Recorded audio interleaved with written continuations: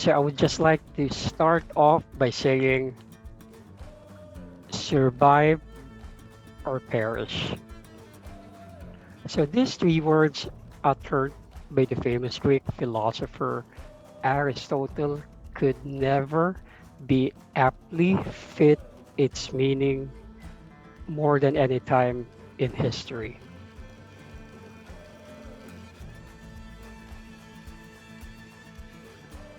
So more than any period in time, the year 2020 and beyond are starting to open the minds and awaken the senses of people because humans no longer have to be reminded of the dangers of ecological balance.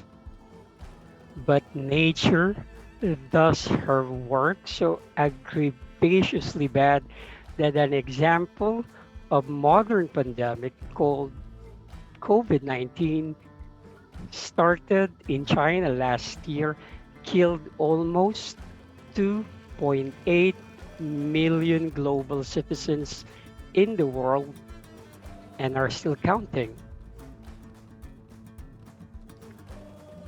So, in my column, I want to explore why we still need to choose to survive over perish. It is because I still believe that the next generations of humans deserve more than what they experience now.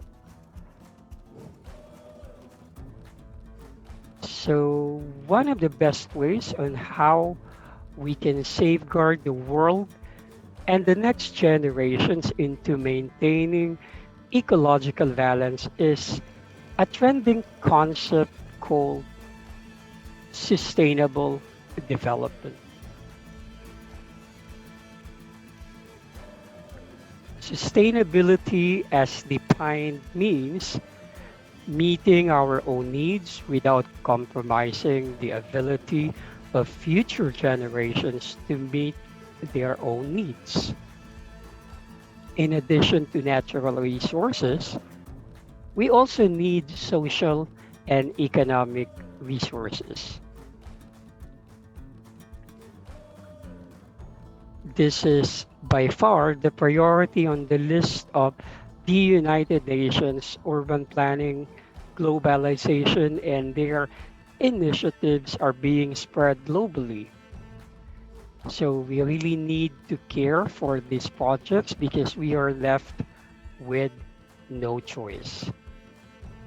The alarm clock for Mother Nature has reached her limits so that the only options left for people is to practically apply all the smart, sustainable development plans country government needs to implement.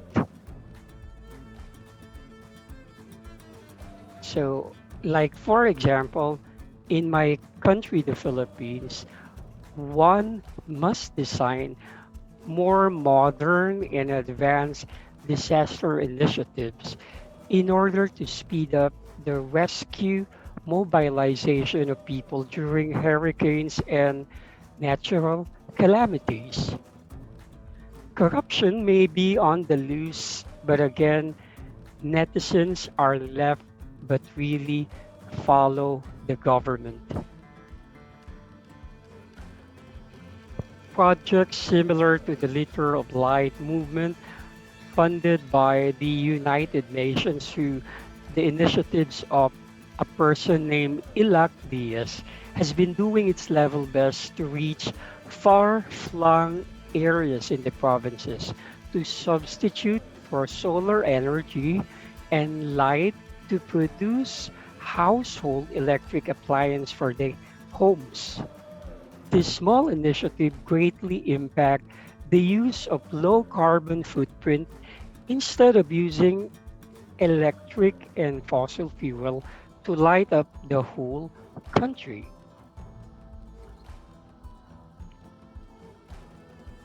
ECQs, GCQs, EGCQs, anyone? So who could ever really follow that very confusing mandates about preventive spread of coronavirus to different LGU and national government decisions. If sustainability will not be included into assuring the safety of frontliners first, then the other citizens will never have an end to these quarantine plans. So finally, sustainable development means reducing poverty and the plight of the poorest by choosing best options for their welfare. So, but how is this going to be addressed by sustainability?